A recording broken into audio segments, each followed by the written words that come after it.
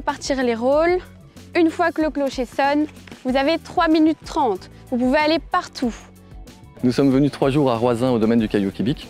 Le premier jour, on leur a fait vivre des activités à la mode école du dehors. Le deuxième jour, on a travaillé des activités avec eux en interdisciplinarité. Et le troisième jour, ce sont les étudiants qui nous font vivre, à tout le groupe les activités qu'ils ont préparées. Ce genre d'activité, c'est une réelle force dans la formation des futurs enseignants, les élèves qui vont sortir du secondaire.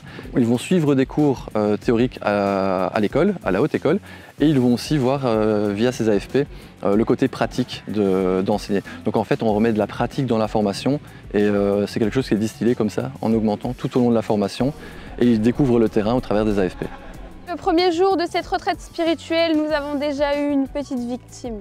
Alors nous, on a proposé une activité en lien avec l'histoire. Ça portait sur la réforme protestante, qui est un point qu'on va étudier dans le nouveau programme. Et on a décidé de faire un jeu de rôle, comme le loup-garou, mais revisité avec des personnages importants de cette réforme qui a marqué l'histoire. Nous-mêmes, on est mis énormément dans l'autonomie. On a l'occasion de tester comme la ludopédagogie, plein d'activités qui pourraient nous servir plus tard.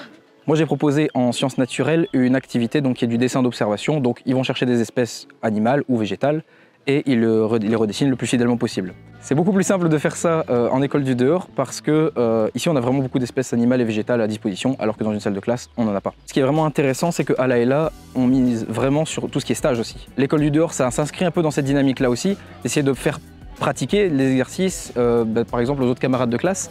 Donc leur faire vivre les activités qu'on crée nous-mêmes. Donc on essaye vraiment, on s'exerce et on construit des choses qui vont nous servir en plus tard pour nos stages.